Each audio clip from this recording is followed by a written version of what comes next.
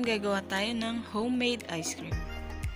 Ang ating mga ingredients ay Nestle cream, Alaska condensada, vanilla extract, and cream O. Simulan natin guys. Ilagay natin yung cream. Bago ko pala ito ilagay guys, pinalamig ko muna siya ng overnight. Ilagay ko rin sa ref yung mixing bowl tsaka yung whisk para malamig siya. So ngayon nilagay ko na yung Nestle cream. I-whip lang natin siya hanggang mag double volume siya or umalsa.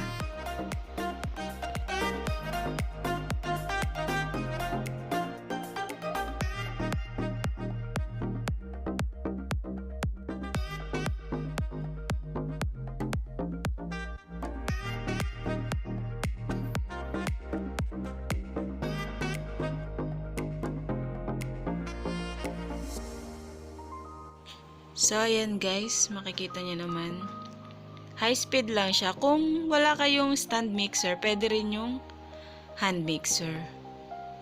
Kung wala naman kayong hand mixer, pwedeng mano-mano. Kaso, siguraduhin yung malamig yung mixing bowl nyo.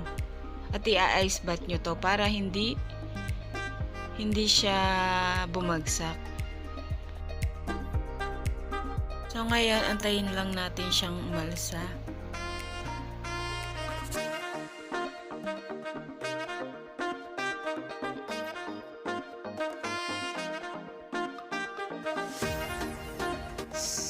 So, ngayon guys, after niya umalsa, lalagyan na natin yung condensada.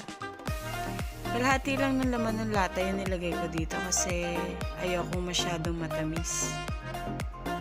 Depende sa inyo kung gusto niyo ng matamis, adjust niyo na lang yung recipe.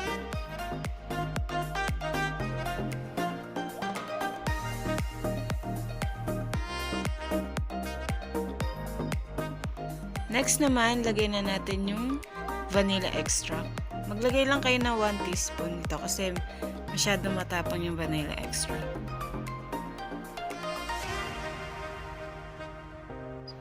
So, ayan guys, haluin na natin. Saglit nyo lang hahaluin yan. Kasi okay naman na yung ating mixture. So, next nyan, titikman muna natin kung okay na ba yung lasa niya. Sa akin, okay naman na. So, next na natin yung Oreo. Dinurog ko lang siya ng ganyan, guys. Tapos, lalagay na natin. Kung gusto niyo pala ng medyo may makakagat kayong crunchy, yung talagang Oreo na malalasahan nyo, ihalo nyo na lang siya ng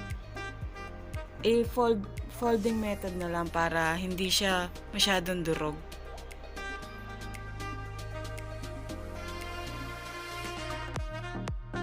So, ayan guys, okay na siya.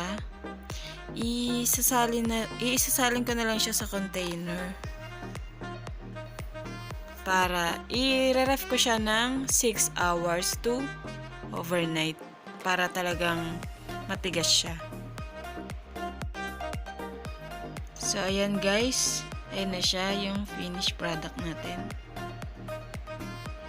Ang ganda ng consistency niya guys. So, isasalin ko na siya sa container.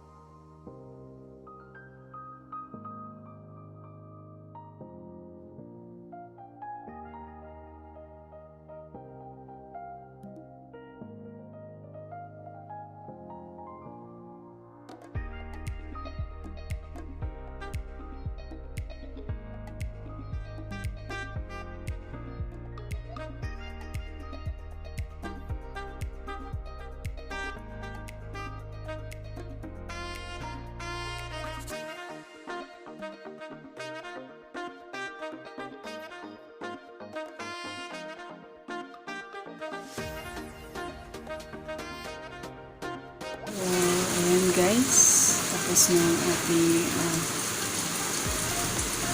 Oreo homemade ice cream. So, ayan guys, titikman na natin siya. Ano nga ba talaga ang lasa ng dalawang sangkap na ice cream?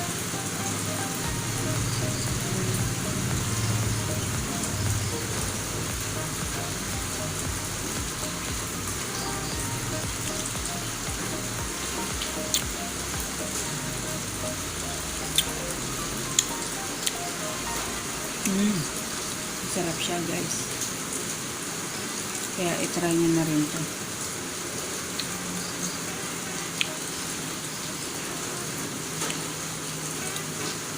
So sa mga nanonood, kung gusto nyo itong recipe na to, huwag nyo kalimutan i-click yung subscribe button at click nyo na rin yung bell icon para ma-notified kayo sa mga susunod na video. I-comment nyo sa baba kung gusto nyo gumawa ako ng video ng low carb na ice cream. Comment lang kayo sa baba.